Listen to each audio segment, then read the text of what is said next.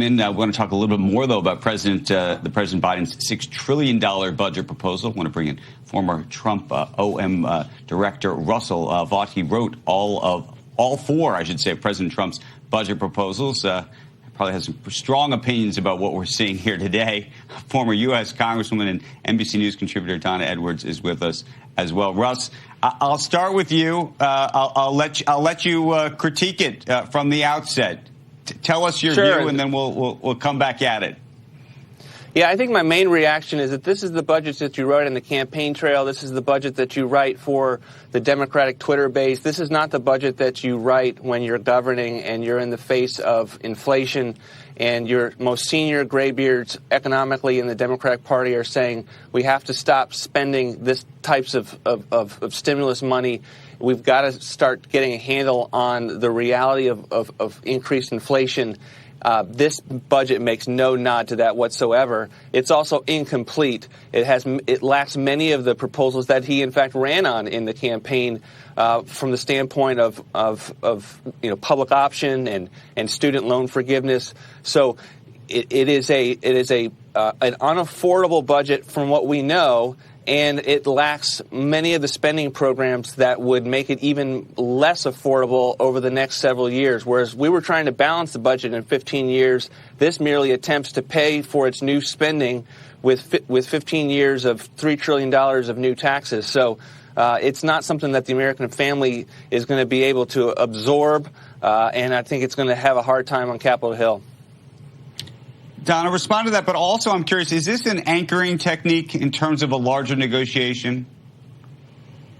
Well, maybe. Look, I think anytime a president submits a budget, it's a statement of the president's values. And so we should not be surprised that this is the budget that the president has presented. It's reflected in his American Jobs Plan. It's reflected in the American Family Plan.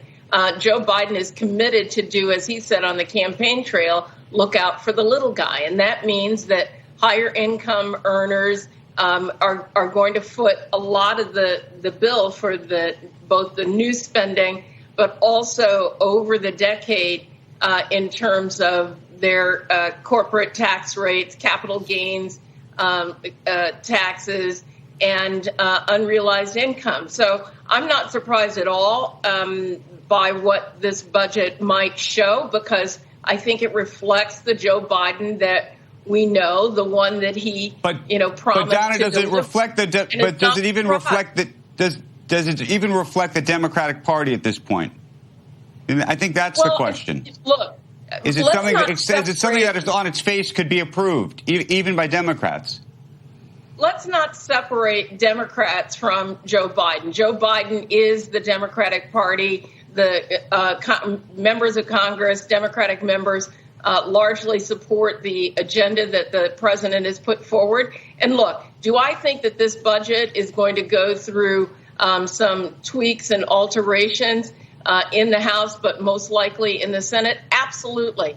But I think the president has said, this is my starting point.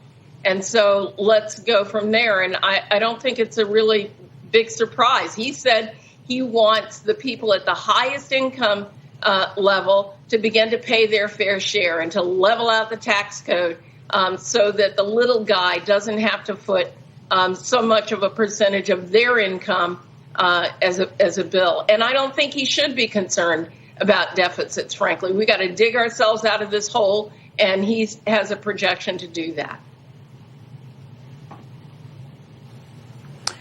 Hey, Russ, the way I look at it is this is Biden kind of coming at this as the ultimate negotiator, somebody who's been going through the Senate for decades and knows how to kind of get what he wants. If you put out an incredibly high marker, that automatically kind of assumes that when you reach compromise, it's still going to be a pretty big increase. Is that kind of what you think is happening here? Sure. I think there's always an aspect of negotiating from the standpoint of the $6 trillion that he put out there with regard to the three plans that we know about that this budget assumes. But I think the reality is that this is a budget that is meant to also show where we are headed fiscally over the next 10 to 15 years. And this is just not doing the job. And I think it's the fact that it's coming on a Friday before Memorial Day it's buried, is an attempt to say, look, we're not interested in having a debate right now about where we are financially as a country. And yes, interest rates have been low, but they are also increased substantially over the last several months. And so the assumptions that you're making in this budget to plan the federal government's resources is something that is an important debate to have.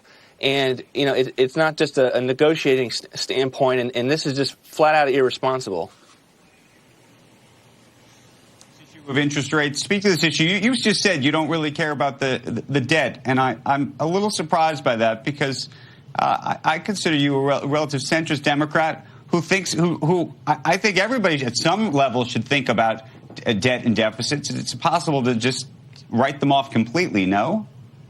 I didn't say I didn't care about the debt and deficit. What I said is that this budget assumes that there's going to be some payback to draw down the deficit over this 10 years. I mean, if you look at least what we know now about this budget proposal, it's designed to do exactly that. And no, we don't want spending just running away, but we want it targeted so that middle-income earners can begin to reap some of the benefits of a growing economy. And I think the economy is strong, and that the stronger it gets, the more we're likely to pay that down. Okay, we're going to leave the conversation there. Don and Russ, thank you for joining us. Have a great long weekend. Appreciate it very, very much.